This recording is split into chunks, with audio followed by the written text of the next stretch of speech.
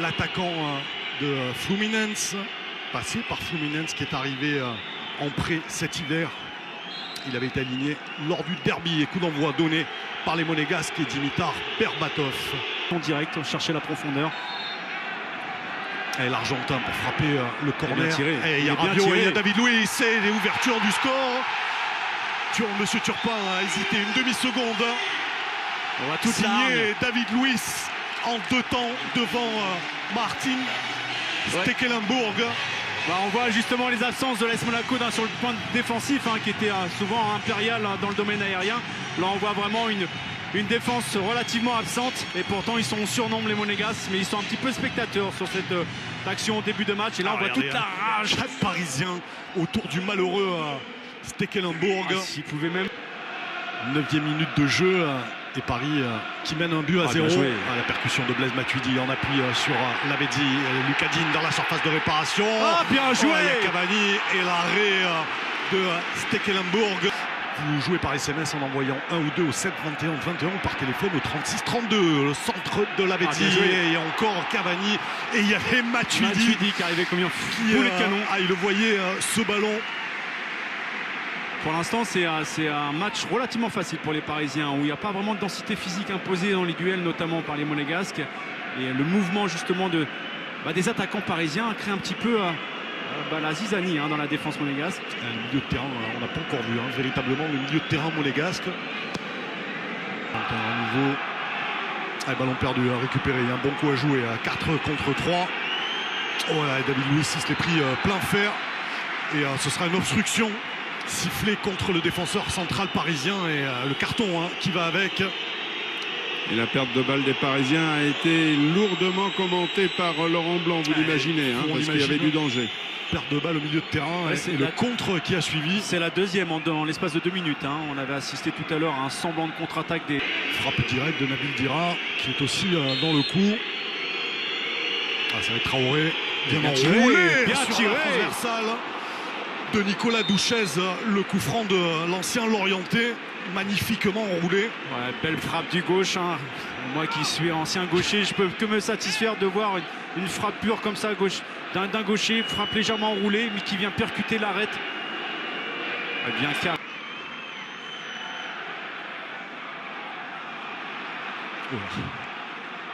Bien joué sur une deux. C'est pas remis la frappe.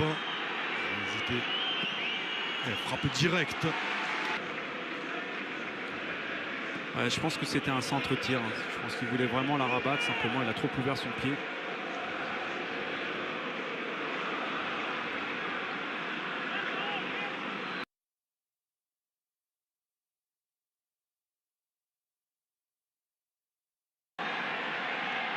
Il faut qu'ils aillent vite, les Parisiens. Attention à Javier Pastore.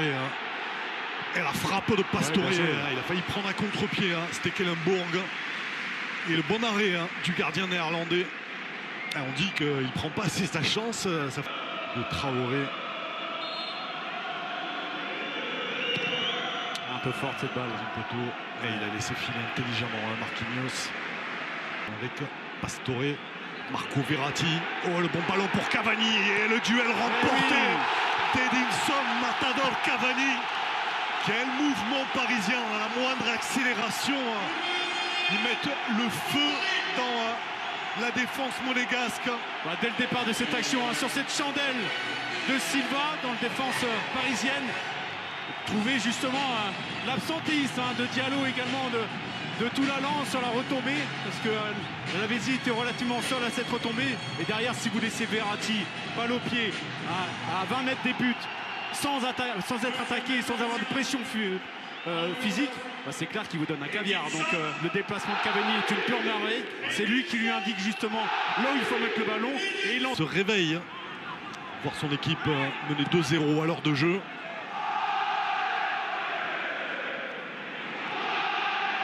On l'avait dit, la montée de Javier Pastore, la frappe et le poteau qui sauve l'AS Monaco du chaos.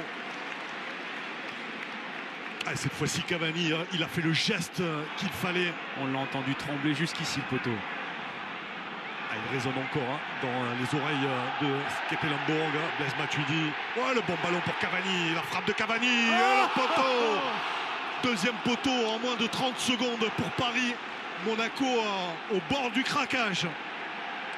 Et regardez les Parisiens qui pressent encore. Et le voilà, Javier Pastore qui avait le troisième but au bout du pied après 2 poteaux consécutifs. Bien joué, dans l'espace. Deuxième poteau, Berbatov tranquillement en position de hors-jeu.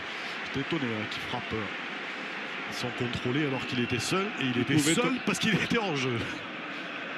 Même s'il n'avait pas été hors jeu, il était en position à reculons, on va dire. Donc c'est compliqué pour venir se matcher dans le domaine aérien. Il aurait pu effectivement là.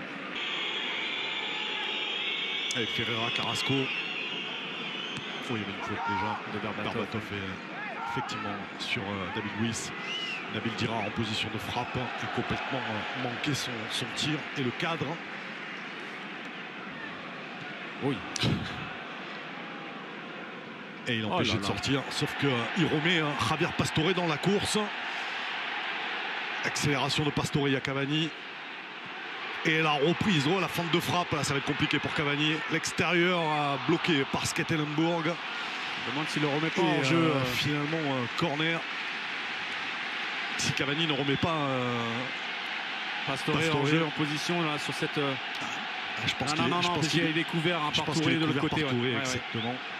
Tenter l'extérieur qui était à 2 doigts de passer sous les fesses de Stekelenburg. Manque un petit peu de spontanéité dans l'AS Monaco.